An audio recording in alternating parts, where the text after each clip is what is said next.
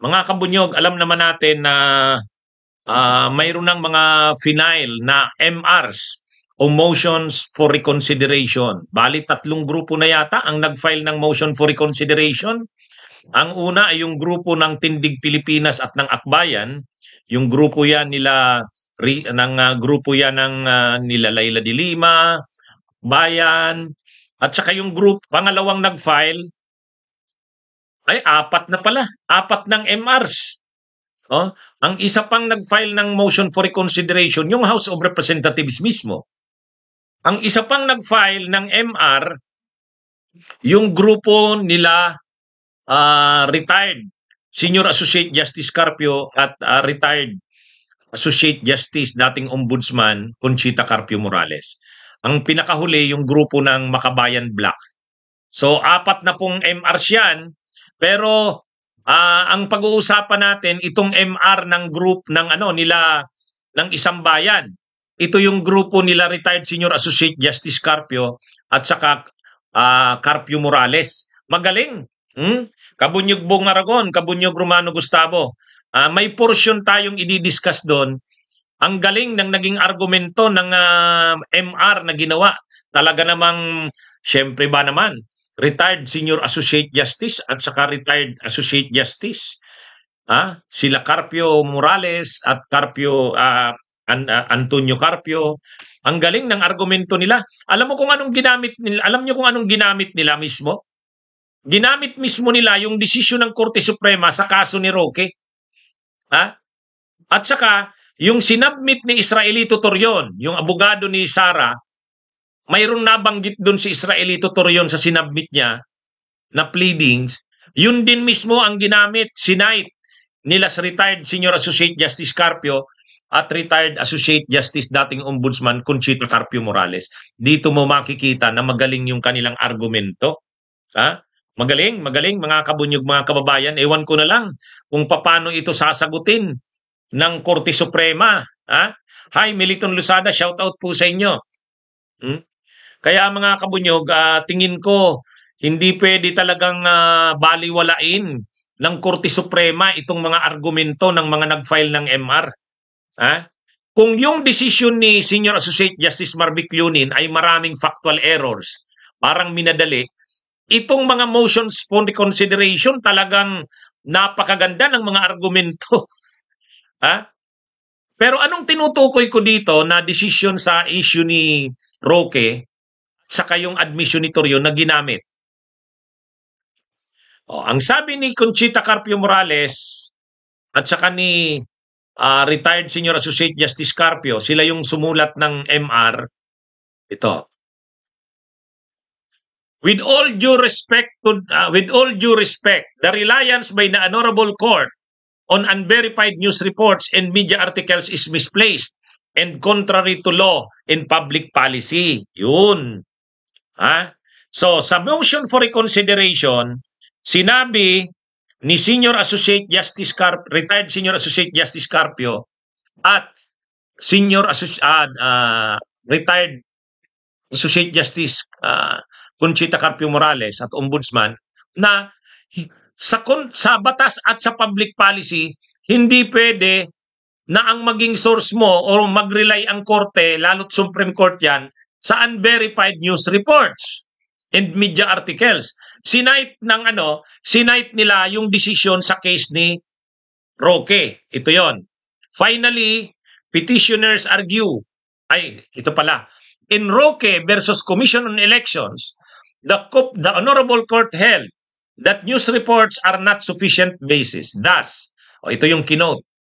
Finally, petitioners argue that based on news reports, the TIM Smartmatic joint venture has entered into a new contract with KISDI, a Shanghai-based company, to manufacture in its behalf the needed PCOS machines to fully automate the 2010 elections. This arrangement, petitioners aver, violates the bid rules prescribing subcontracting of significant components of the automation project. The argument is untenable, based as it is again on news reports. Surely, petitioners cannot expect the court to act on unverified reports foisted on it. O yan.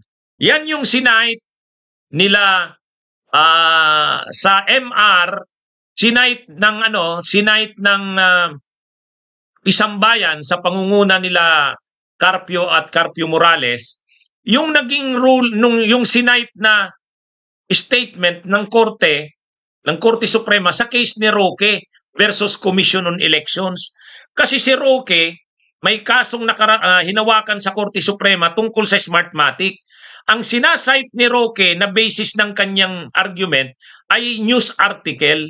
So sabi ng Korte Suprema doon, sabi ng Korte Suprema sa case ng Roque versus Comelec, hindi naman pwede na news article ang maging source. Unverified yan.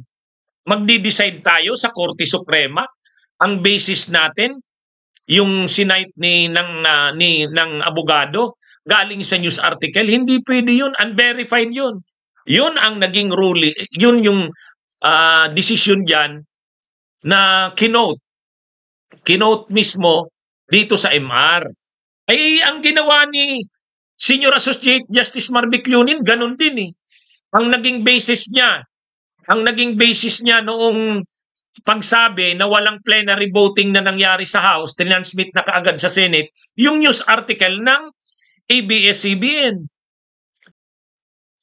Nakuha nyo yung punto ni sila retired Senior Associate Justice Carpio at dating Ombudsman Carpio Morales.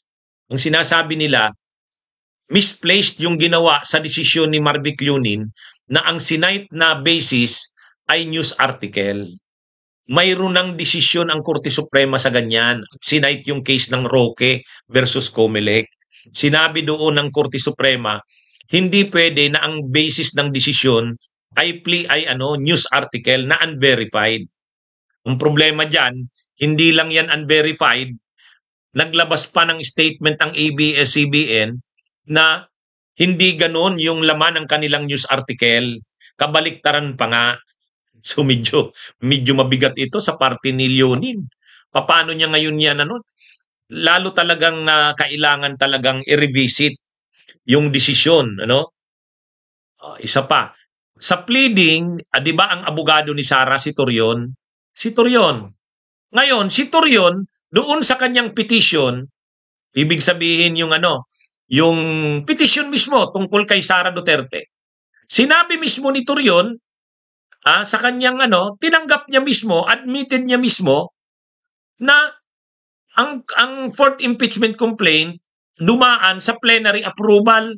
Sumali yung sinabi ni Senior Associate Justice Marvic Lunin na trinansmit sa Senate yung articles of impeachment, hindi dumaan sa plenary voting. Doon sa sinabmit ni Torion, inadmit niya. Ito. Moreover, petitioners Torion et al. Admitted that the fourth impeachment complaint had been given plenary approval. However, with due respect, the Honorable Court disregarded this and instead concluded, relying on newspaper accounts, that no plenary vote had taken place. Ito yung pagkakasabi. In fact, in their petition, petitioners Torion et al. Expressly admitted the fact of a plenary vote as follows. After confirming that the constitutional threshold had been met, the majority floor leader moved to direct the Secretary General to immediately endorse the impeachment complaint to the Senate in accordance with Section 14, Rule 4 of the House Rules of Procedure on Impeachment Proceedings. The motion was adopted without objection and the impeachment complaint was officially transmitted to the Senate on the same day around 5:49 p.m. Yan yung binanggit o pagkakasabi ni Torion sa kanilang petisyon sa impeachment ni Sara. So ibig sabihin, kahit yung petitioner, yung kampo ni Sara, sa pamamagitan ng abogado nila na si Torion, inadmit na nagkaroon ng plenary voting. So hindi totoo yung sinabi sa desisyon ni Leonin na walang plenary voting.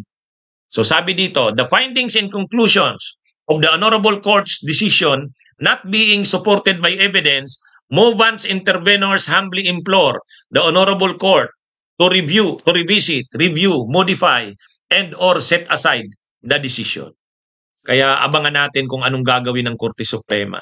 Babaliwalain ba nila itong mga argumentong ito sa MR? Ha? Oh, medyo ano na ito, ano yan, malalim itong mga argumentong ito. Talagang maayos ang pagkakagawa ng mga motions for reconsideration na ito. Okay. Bunyog, bunyog, halikan na kasama ka. Bunyog, kapag buklod ay may pag-asa. Luzon, Visayas, Mindanao, isa ang pananaw. Sa bagong Pilipinas ang bunyog isisigaw.